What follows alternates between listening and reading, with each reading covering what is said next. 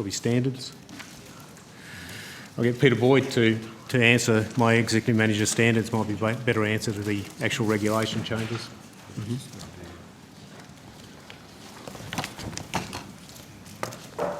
Peter Boyd, Executive Manager, Standards Division. Senator, we're going through an initial amendment to CASA Part 101, which is really the initial part of the next policy development.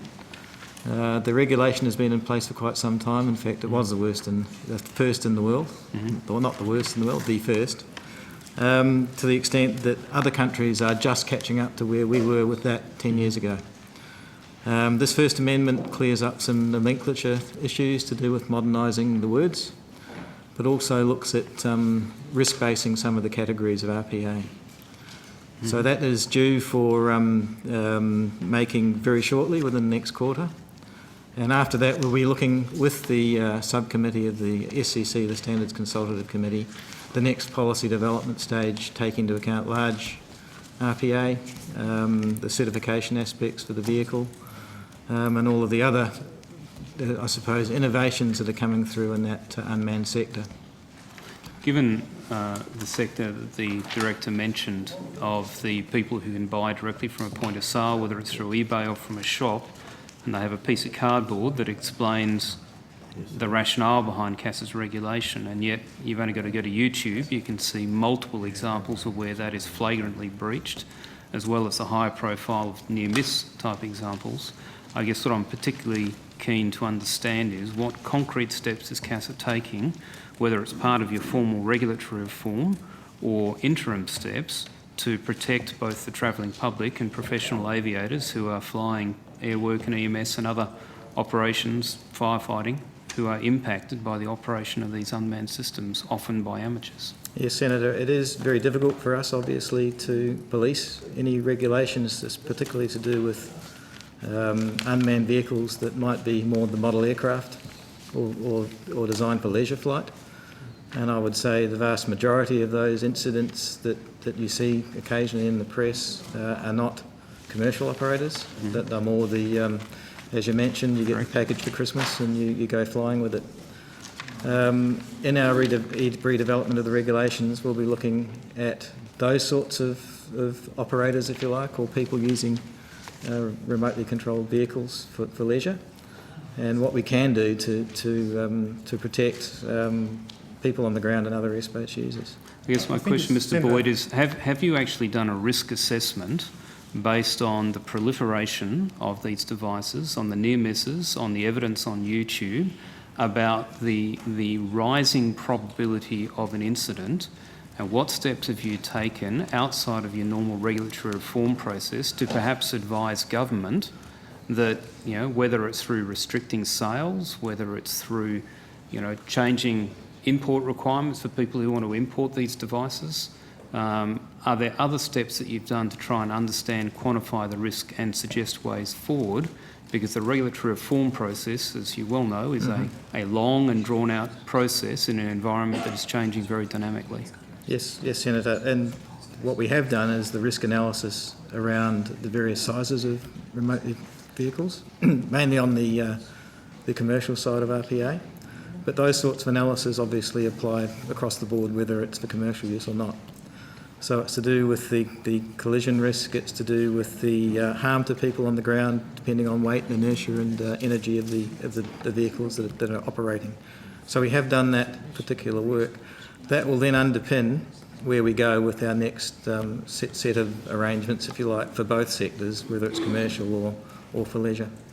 Okay, the last question, if I can, in this area is, it appears that the commercial sector have self-regulated and under 101 have done quite a good job of their training and licensing. There appears to be a number of people who are running businesses using UAS as a platform, particularly around photography, where there is a commercial activity occurring by someone who is not a licensed commercial operator.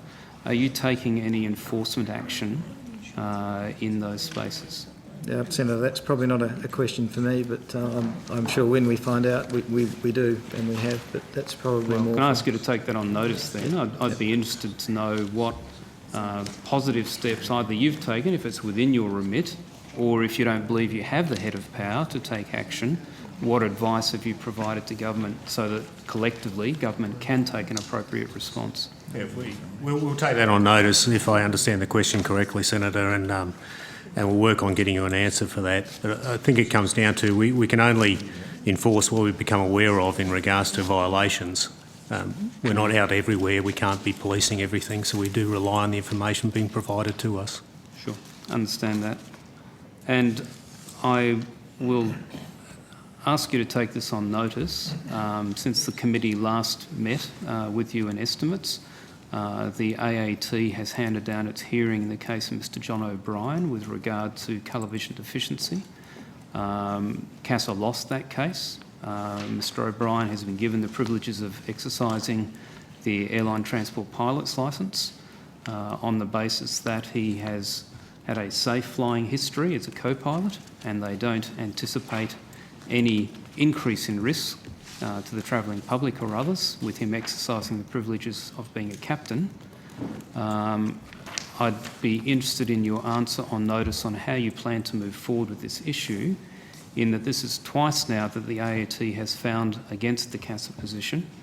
It recognises in their judgment the very long period under Liddell and Brock and other principal medical officers within CASA, the very proactive and positive approach to enable people to fly with appropriate individual assessments.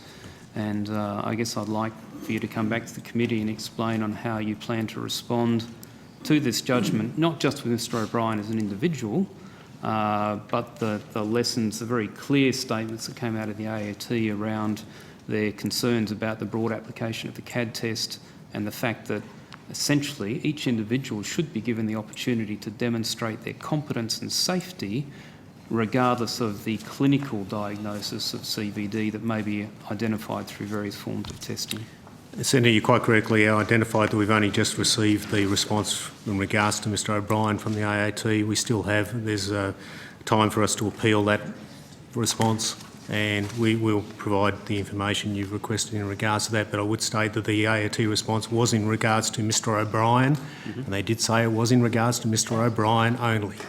Yep, I recognise that, but it does prove the point that each individual should be given the opportunity to demonstrate their competence and safety as opposed to having a blanket restriction, which is what the CAD test and the other two levels of testing have done to date. Anyway, I'm happy to leave it there, Chair. Thanks very much.